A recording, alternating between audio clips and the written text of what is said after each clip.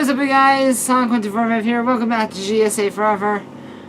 I literally got back from a walk, and we should not have any more interruptions because today is Friday. My brothers go to their dad's house, and tomorrow is a very big special for me. I'm actually going to my very first prom. Reason I say is that because you can't go to the prom when you're a freshman or a senior or a sophomore. I'm a junior and I finally get to go. I'm going with my friend Drelis and Tabitha and Drelis' boyfriend. So yeah, we're all going out to eat. We're going to McDonald's, thank God, because we're going to like Cancun and some other place. And I'm, as you guys might not know, I'm a really picky eater, but whatever. We're going to McDonald's. So my camera only has 27 minutes, so I'm gonna try to get this done.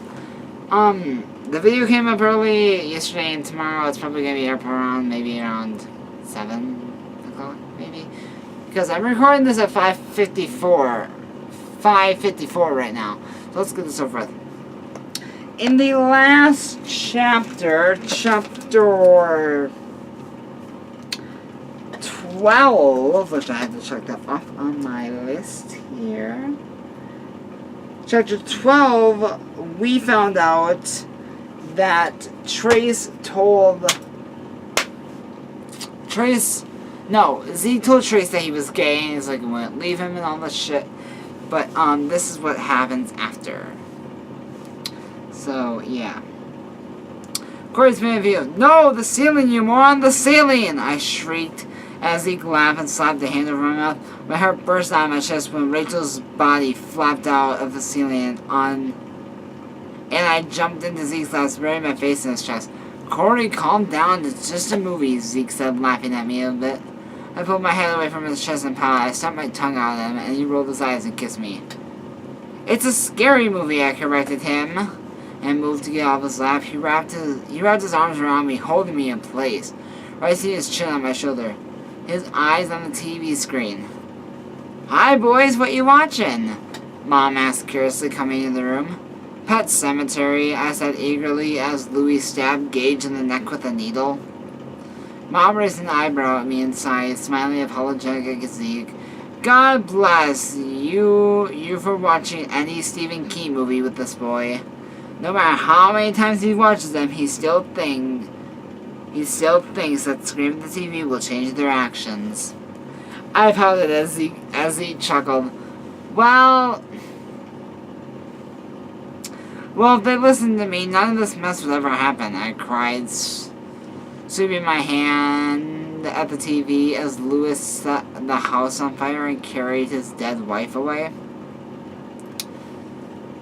Zeke kissed my cheek. Calm down, Corey. They'll never listen to you, he said in amusement. I pouted again and he kissed my lips gently. Can't you fatties get off the couch and do that in Corey's room? I want to watch a movie. Trey's annoyed voice had Zeke and I pulled away from each other. We glanced at him and smiled brightly as I saw Mom getting angry. Come watch a movie with us, Trace, I said.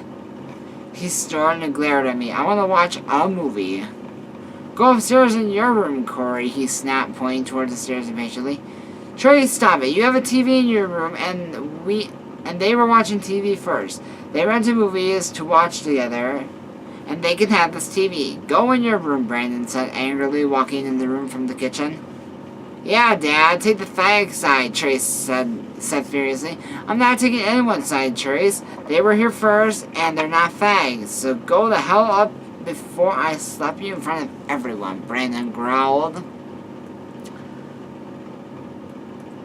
Aw, Trace, just watch a movie with us, I said with a small smile. Aw, fag, just shut up, he said sarcastically. Brandon stormed over him and grabbed his arm roughly, getting right in his face. Trace Nicholas Sanders, stop calling them fags, or so help me God, I will ground you until you graduate college, Brandon screamed. Tracy yanked his arm out of his father's grips and glared at him in disgust. He turned and looked at Zeke with narrow eyes. Have fun with your frickin' boyfriend, Zeke. I told you, he said flatly before leaving his room, his bedroom door slamming a few seconds later. Boys, I just can't believe that asshole is my son, he cried and buried his face in his hand. Mom went over and wrapped her arms around him. giving him a concerned look. Corey, you promised that you would tell me if he hurts you anyway, she said nervously. Mom, I'm not hurt. Honest, I'm not. I said sincerely, giving her an honest smile. I glanced at Zeke and frowned. Are you okay, Zeke? I asked. He nodded, his face pale and giving me a shaky smile. I need to talk to you alone, he mumbled. We got off the couch and Brandon watched us miserably as we went into the hallways. We sat at the bottom of the stairs, and Zeke sighed deeply. Trace's dad is right. Trace is an asshole. He's a complete asshole. Personally, wise, he beat me by a long shot. The way that he's acting, I can't stand him. He's afraid I'm going to pick you over him, and honestly, that sounds like a good deal right about now. He sighs again and took my hand and sadness in his eyes. I wrapped our arm around his waist and pulled him close, kissing his forehead. But I won't do that. I would never abandon Trace. Never.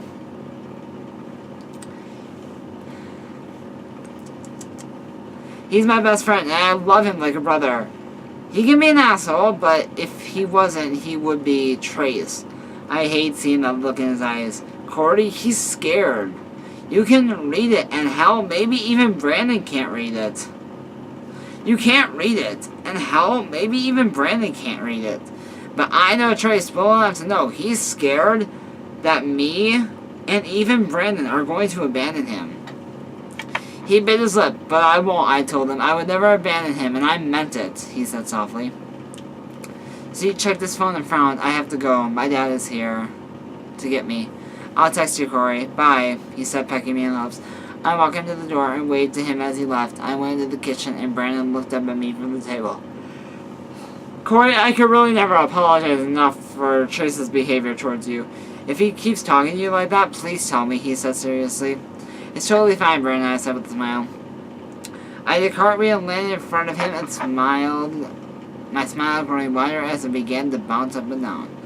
Brandon raised an eyebrow at me. Corey, is there a reason you just randomly did a cartwheel, he asked?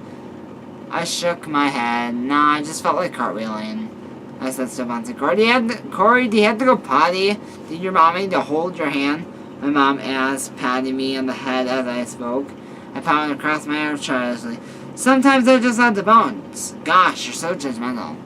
I whined before stomping away upstairs. Curiously, I went to Trace's room. Maybe I should talk to him. I didn't want him to think I was trying to steal Brandon or Zeke away from him. I really wasn't. I just liked hanging out with Brandon sometimes, and Zeke was my boyfriend. That was all. I didn't mean to make him feel violated like that. I knocked on his door and waited, but he didn't reply. I knocked again before grabbing the handle. I was surprised when it turned and opened. Trace always locked his bedroom door. I let myself in and looked around, my eyes wide as I landed on the open window. My hand shot to my pocket. I whipped out my phone, rushing over to the window, looking out as I dialed Zeke's number. Hello, Zeke answered curiously. Zeke, Trace ran away. I cried and looked at the bedsheet tied tightly down to get down. Trace's point of view. I stopped upstairs and pulled my bedroom door open. I paused and slammed it before saying at the top of the stairs and listened. Boys, I just can't believe that asshole is my son. My dad's voice floated up to me as I clenched my fists and said, I knew it. I knew he liked Corey more than me. Zeke and Corey appeared and sat at the bottom of the stairs. I listened to Zeke as he talked shit about me like a good best friend he fucking was. I'm afraid I'm going to pick you over him. And honestly, that sounds like a good deal right about now. He finished and stood up quietly and went back to my bedroom. Well, beyond furious right now. This was so fucking it. Corey had taken my father and my best friend away from me. They both proved it. They're angry and jealous. Following through me were impossible to describe. I yanked the sheet out from under my bed and I tied it to my windowsill, making sure it was nice and tight before slinging my feet out and sliding down like I had done to sneak out of parties.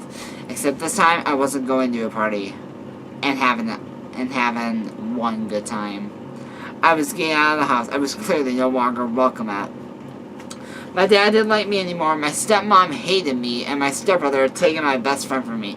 My mother had abandoned me as a child. Corey, that stupid, hyperactive, immature, good-looking gay... Sorry, excuse. Not good-looking. Holy fuck, I was straight. I knew I was straight. I slept with my girlfriend and liked it. Of course I was straight. I dropped to the ground and shook my head before hanging away from my house. I never wanted to go back, and knowing that whether or not I did would change anything. They wouldn't miss me, and I wouldn't miss them. I needed to get away, clear my head, and meet up with Julia to prove I was straight. These thoughts swirled around in my head, and I bit my lip. Hating them, Corey. Everything had been perfectly fine until that sorry faggot had come around. I was going to make him pay. So, where do you think Trace is going? I know where he's going. So yeah, and until next time, gay is okay, just ask the GSA. Mwah.